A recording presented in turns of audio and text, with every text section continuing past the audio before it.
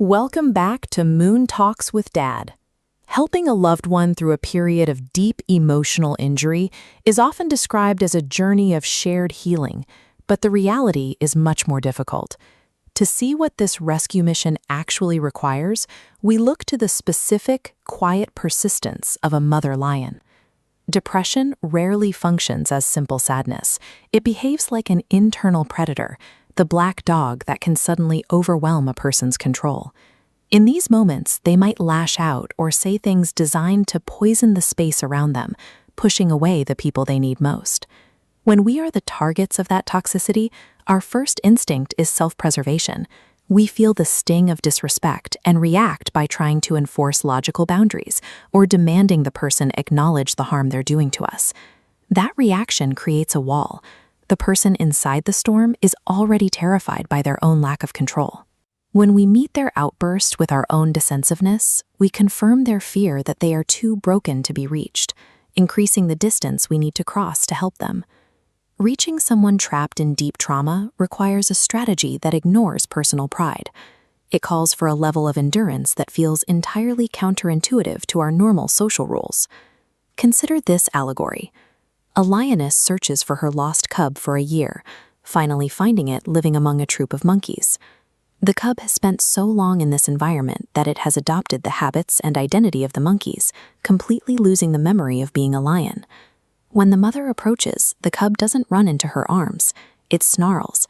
It calls her a stranger and tells her to leave, convinced that the monkeys are its only family. If the lioness reacts to this rejection with a bruised ego, she loses her cub forever. Walking away because her feelings are hurt would be the easiest choice, but it would leave the cub trapped in a life that isn't its own.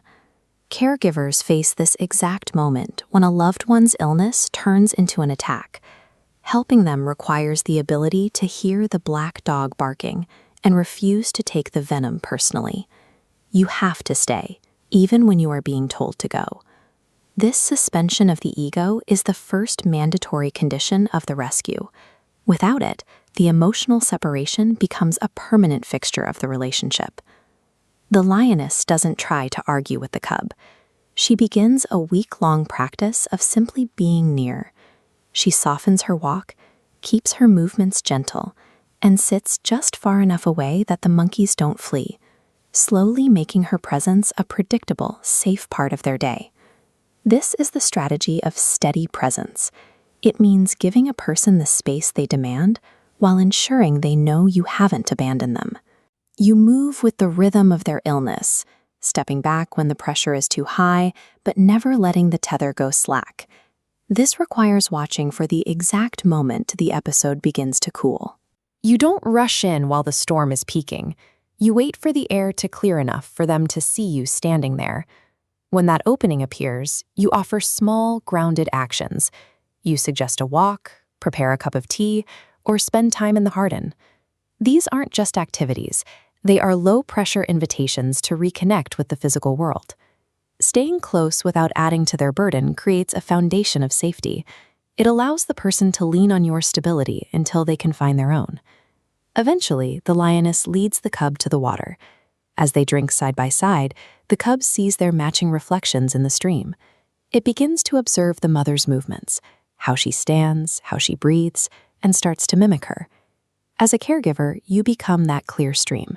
You provide a space where they can speak their pain without seeing a flash of judgment or fear in your eyes. This non-reactive listening allows them to slowly process their own internal state. After days of watching and reflecting, the cub finally follows the mother's lead. It tries to roar. The first attempt is small, but with the mother standing firmly beside it, the cub's voice eventually finds its own strength, echoing across the valley. This slow process helps a loved one see that the illness is a temporary weather system, while their original self remains a magnificent, capable whole. Emotional equilibrium is the only way to ensure you can return to the rescue mission tomorrow. Musician Trin Kong San wrote that the heart is our place of refuge. This is a practical instruction for anyone caring for the wounded. Restoring your own peace provides the fuel for another week of the lioness's patience.